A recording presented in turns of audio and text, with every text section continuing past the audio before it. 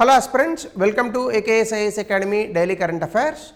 So ఈరోజు క్లాస్లో మనము కొత్త టాపిక్లోకి వెళ్ళే ముందు నేను ఇచ్చినటువంటి క్వశ్చన్, దీనికి answer high capital output ratio. Capital formation may not result in increase in output due to high capital output ratio. అంటే ఏంటంటే మనం పెట్టుబడి పెడతాము, కానీ క్యాపిటల్ పెట్టిన దానికి అవుట్పుట్ కూడా రావాలి. జనరల్గా మనకి ఏమవ్వాలి, తక్కువ పెట్టుబడితో ఎక్కువ అవుట్పుట్ రావాలి. అంతేగాని ఎక్కువ అవుట్పుట్తో, ఎక్కువ క్యాపిటల్తో, ఎక్కువ పెట్టుబడితో తక్కువ అవుట్పుట్ లేదా సమానమైన అవుట్పుట్ వచ్చింది అనుకోండి, దానివల్ల ఉపయోగం ఏముంది? జనరల్గా జనాలు అందరూ ఎలా ఆలోచిస్తారు, ₹1,00,00,000 పెట్టుబడి పెడితే 100 కోట్లు రావాలి లాభం. సో ఆ రకంగా ఈ క్వశ్చన్ ఇవ్వడం జరిగింది. సో ఈరోజు టాపిక్లో మనం చూడబోయేది సెన్సస్ ఇన్ ఇండియా. సాధారణంగా మన దేశంలో ప్రతి 10 సంవత్సరాలకు ఒకసారి జనాభా వివరాలు లేదా జనాభా లెక్కలు సేకరించడం జరుగుతుంది. అయితే 2011లో ఆఖరిసారిగా జనాభా వివరాలు సేకరించిన తర్వాత 2021లో ఈ జనాభా వివరాల సేకరణకు కోవిడ్ మహమ్మారి అడ్డొచ్చింది. అయితే ఇటీవల కాలంలో కోవిడ్ అయిపోయిన తర్వాత మళ్ళీ ఎలక్షన్స్ రావడము, సో దీనివల్ల ఇది పోస్ట్పోన్ అవుతూ వచ్చింది. అంటే 2011లో అయిపోయినటువంటి సెన్సస్ 2021లో రావాలి, 24 వచ్చేసింది. అంటే 13 ఏళ్ళు అయినప్పటికీ కూడా ఇంకా జనాభా వివరాల సేకరణ అనేటటువంటిది సరిగ్గా జరగట్లేదు. సో దీన్ని ఈ బడ్జెట్లో కూడా లాస్ట్ ఇయర్ బడ్జెట్లో పెట్టారు, 3,000 కోట్లు ఎంతో ప్రకటించారు. ఈ బడ్జెట్లో ఏం చేశారంటే దానికన్నా తక్కువ డబ్బులు ప్రకటించారు. 2025లో ఈ సెన్సస్ జరుపుతామని క్లియర్గా చెప్పారు. సో దీనికి సంబంధించి అసలు సెన్సస్ అనేది ఏంటి, ఎవరు కండక్ట్ చేస్తారు, భారతదేశంలో సెన్సస్ ఇంతకుముందు ఏం కండక్ట్ చేశారు, అలాగే సెన్సస్ రాకపోవడం వల్ల మనకు వచ్చేటటువంటి ఇష్యూస్ ఏంటి, ఇప్పటివరకు తీసుకున్న చర్యలు, బడ్జెట్ అలొకేషన్స్ ఎట్లా ఉన్నాయి, అలాగే నేషనల్ పాపులేషన్ రిజిస్టర్, ఈ విషయాలన్నీ కూడా మనం ఈరోజు చూసేటటువంటి ప్రయత్నం చేద్దాం. ముందుగా బడ్జెట్ 2024-25 ఇటీవల కాలంలో ప్రవేశపెట్టినటువంటి 18వ లోక్సభ ఫస్ట్ బడ్జెట్లో సెన్సస్ కోసం 1,309 కోట్ల రూపాయలు ప్రకటించారు. గత 2021-22లో 3,768 కోట్ల రూపాయలు ప్రకటించారు. దానికన్నా తక్కువ డబ్బుల్ని ఇప్పుడు ప్రకటించడం అనేటటువంటి జరిగింది. అలాగే సెన్సస్లోకి వెళ్తే సెన్సస్ అనేటటువంటిది బేసికల్గా మనకి కొన్ని సమాచారాలను అందిస్తుంది. అంటే జనాభా ఎంత ఉంది, దాని పంపిణీ ఎక్కడెక్కడ జరిగింది, అలాగే సామాజిక ఆర్థిక అంశాలు జనాభాకు సంబంధించి, అలాగే ఇంకా ఇతరత్ర విషయాలు ఏమైనా ఉంటే జనాభాకు సంబంధించి, దేశ జనాభాకు సంబంధించి ఈ యొక్క సెన్సస్ వివరాలు అనేటటువంటివి, అంటే జనాభా లెక్కల వివరాలు అనేటటువంటివి మనకు అందజేస్తాయి. Point number 1. పాయింట్ నెంబర్ 2, ఇది భారతదేశంలో ఎప్పుడు మొట్టమొదటిసారి స్టార్ట్ చేశారు అని అంటే బ్రిటిష్ వైస్రాయ్ లార్డ్ మాయో 1872లో దీన్ని మొట్టమొదటిసారి చేయడం జరిగింది. సో దీని కారణంగా మనకి ఏమొస్తుంది, జనాభా లెక్కల వివరాలు ఇచ్చినటువంటి వివరాల మేరకు కొత్త విధానాల రూపకల్పన, అలాగే దేశంలో ఉన్నటువంటి పేదవాళ్ళు, వెనకబడిన వర్గాలు, ఇట్లాంటి వాళ్ళకి అందరికీ సంబంధించి ప్రభుత్వం ఏ రకమైన సంక్షేమ పథకాలు లేదా ఇతర కార్యక్రమాలను చేపట్టచ్చు అనేది దీని ఆధారంగానే మనం చేస్తూ ఉంటాం. సో డెఫినెట్గా భారతదేశంలో సెన్సస్ 1881లో స్టార్ట్ అయ్యాయి. అందుకే మీకు 1881, 1901, 11 ఇలా చూసుకుంటే 2011 వచ్చింది. కానీ ఇప్పుడు 2021 రావాలి, కానీ అది పోయి 2025కి వెళ్ళింది because of the Covid situation. ప్రతి 10 సంవత్సరాలకి అప్పటి నుంచి అన్ఇంటరప్టెడ్గా జరిగింది. అంటే 1881 నుంచి ఈవెన్ బ్రిటిష్ ప్రభుత్వం కూడా ప్రతి 10 సంవత్సరాలకి అట్ ఎనీ కాస్ట్ సెన్సస్ అనేటటువంటివి తీసుకున్నారు. కానీ ఇప్పుడు కోవిడ్ కారణంగా ఈ సెన్సస్ అనేటటువంటిది 2021లో జరగాల్సింది ఆగిపోయింది. అయితే ఎవరు సెన్సస్ని కండక్ట్ చేస్తారు, ఆ బాధ్యత ఎవరిది అని కనుక మీరు చూస్తే, సెన్సస్ కండక్ట్ చేసే బాధ్యత office of the registrar general and census commissioner అని ఒకటి ఉంది. ఇది మినిస్ట్రీ ఆఫ్ హోమ్ అఫైర్స్ కింద వస్తుంది. చాలామందికి తెలియదు ఈ విషయం. మినిస్ట్రీ ఆఫ్ హోమ్ అఫైర్స్ కిందకి ఈ యొక్క సెన్సస్ వివరాల సేకరణ అనేటటువంటిది వస్తుంది. అలాగే census one of the credible information sources. సాధారణంగా చూడండి, ఇండియా జనాభా ఎంత ఉంది, ఇండియా జనాభా అంత ఉంది, ఎవరు ఇష్టం వచ్చిన నెంబర్లు వాళ్ళు చెప్పుకుంటారు. కానీ అందరూ ఫాలో అయ్యేటటువంటి నెంబర్ ఏదంటే ఖచ్చితంగా సెన్సస్ మాత్రమే.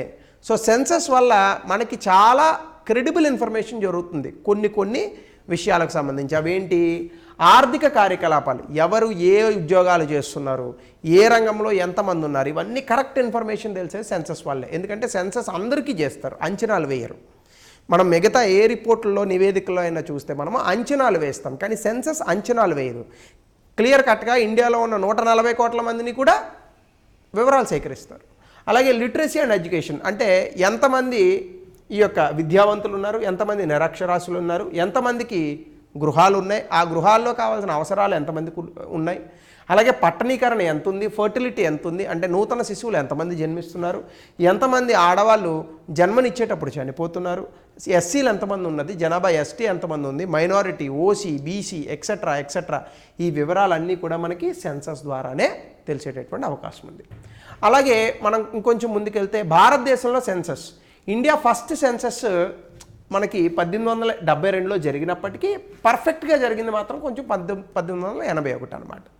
సో అయితే బేసికల్గా ఆ రోజు నుంచి కూడా డికేడల్ సెన్సస్ అనేవి మనం వాడుతున్నాం. అంటే ఏంటి, ప్రతి 10 సంవత్సరాలకు ఒకసారి ఈ యొక్క సెన్సస్ని కండక్ట్ చేయడం అలవాటుగా మారింది 1881 నుంచి. ఆ రకంగానే మనం చూసుకుంటే 2011 వరకు ప్రతి 10 సంవత్సరాలకు ఒకసారి నిర్విరామంగా, అలాగే ఏ అడ్డంకులు లేకుండా చాలా అద్భుతంగా సెన్సస్ నిర్వహించాం ఈ కోవిడ్ సిచ్యువేషన్లో తప్ప. అలాగే issues due to absence of census, అంటే 2011 తర్వాత మనకి 2021లో జనాభా లెక్కలు రాలేదు. ఇలా రాకపోవడం వల్ల మనకు వచ్చినటువంటి సమస్యలు ఏంటి అనేది కనుక మనం చూస్తే, majority of the countries population is unable to access several schemes, అంటే చాలా వరకు మన దేశంలో ఉన్నటువంటి జనాభా ప్రభుత్వం ఇచ్చేటటువంటి ప్రభుత్వ పథకాలు ఇంకా ఇతర బెనిఫిట్స్ని పొందలేకపోతున్నారు. ఎందుకు? సెన్సస్ లేని కారణంగా ఎంతమంది పేదవాళ్ళు, ఎంతమంది వెనకబడిన వాళ్ళు, ఎంతమంది ఇబ్బందుల్లో ఉన్నారు అనేది ఈవెన్ ప్రభుత్వానికి కూడా డేటా సరిగ్గా దొరకట్లేదు. అలాగే ఉమెన్ రిజర్వేషన్ యాక్ట్ అనేది లాస్ట్ ఇయర్ పాస్ చేశారు.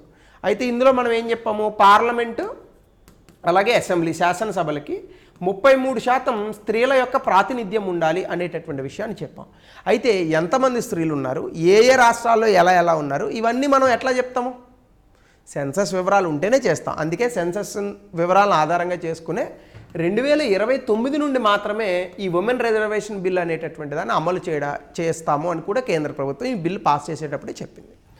అలాగే ఇప్పటి వరకు తీసుకున్నటువంటి స్టెప్స్ ఏంటంటే 2025, 26 ఈ సమయంలో సెన్సస్ తీసుకోవడానికి రంగం సిద్ధం చేస్తున్నారు. అయితే ఇందులో 2011లో చేయనటువంటి ఒక విషయాన్ని కూడా తీసుకొచ్చారు. అదేంటంటే house listing and housing census. అంటే నేషనల్ పాపులేషన్ రిజిస్టర్లో ఇప్పటి వరకు ఎంతమందికి ఇల్లులు ఉన్నాయి, ఎంతమందికి ఇల్లు లేవు అనేది ఇంతకుముందు ఎప్పుడు లెక్క పెట్టలేదు.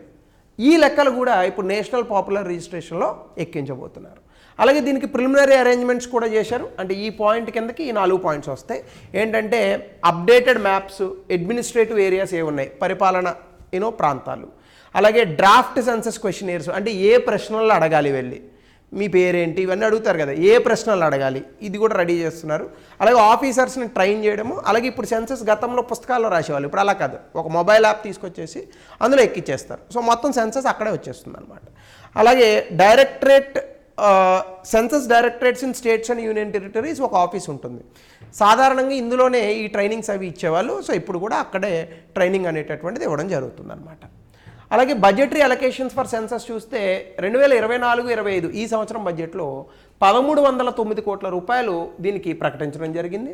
అలాగే forming of the enumeration areas, questionnaire and finalisation ఇవన్నీ కూడా చేస్తున్నారు. అంటే ఏ ఏ ప్రాంతాల్లో సెన్సస్ ఎలా కండక్ట్ చేయాలి, ఏ ప్రశ్నలను అడగాలి, ఈ డిజిటల్ యాప్స్కి సంబంధించి ట్రైనింగ్ ఇచ్చేటటువంటి విషయాలు, టేబులేషన్ ప్లాన్స్, అంటే ఎలా ఆ సెన్సస్ ఇచ్చినటువంటి వివరాలను టేబులర్ ఫామ్స్లో పెట్టాలి, డేటాను ఎట్లా సెగ్రిగేట్ చేయాలి, ఈ విషయాలన్నీ కూడా ట్రైన్ చేస్తున్నారు అనమాట. అలాగే నేషనల్ పాపులేషన్ రిజిస్టర్ అని ఒకటి ఉంది మనకి. ఇది ఏం చెప్తుందంటే ఎంతమంది పౌరులు మన దేశంలో గ్రామీణ ప్రాంతాల్లో నివసిస్తున్నారు, ఎంతమంది మన దేశంలో పట్టణ ప్రాంతాల్లో నివసిస్తున్నారు, అంటే గ్రామీణ జనాభా ఎంత, పట్టణ జనాభా ఎంత అనేటటువంటి వివరాలు ఈ నేషనల్ పాపులేషన్ రిజిస్టర్ ఇస్తుంది. ఇది మొట్టమొదటిసారి మన దేశంలో 2010లో దీన్ని ప్రిపేర్ చేయడం జరిగింది. House hold listing and housing census of 2011, అంటే 2011లో మనము ఈ సెన్సస్లో ఈ హౌసింగ్ సెన్సస్ అనేటటువంటి ఒక కాంపోనెంట్ని కూడా పెట్టామన్నమాట. సో అప్పటి నుంచి ఈ యొక్క లిస్ట్ అనేటటువంటి దాన్ని మనం ప్రవేశపెడుతున్నాం. దీన్ని 2015లో అప్డేట్ చేశారు. బర్త్, డెత్, మైగ్రేషన్ ఈ చేంజెస్ కూడా తీసుకొచ్చారు. అంటే ఎంతమంది పుడుతున్నారు, ఎంతమంది చనిపోతున్నారు, ఎంతమంది వలస వెళ్తున్నారు, ఈ వివరాలను కూడా చొప్పించి నేషనల్ పాపులేషన్ రిజిస్టర్లో ఈ అప్డేటెడ్ ఇన్ఫర్మేషన్ కూడా చేర్చడం జరిగింది. ఇది ఖచ్చితంగా ఇప్పుడు వచ్చినటువంటి సిటిజన్షిప్ యాక్ట్ 1955లో వచ్చినటువంటి సిటిజన్షిప్ యాక్ట్ ప్రొవిజన్స్ ప్రకారం చేస్తున్నారు. ఇప్పుడు దీన్ని కూడా అప్డేట్ చేస్తున్నారు కదా. సో ఈ అప్డేషన్ బట్టి ఇప్పుడు ఇక్కడ ఉన్నటువంటి సమాచారాన్ని కూడా అప్డేట్ చేస్తారు బహుశా.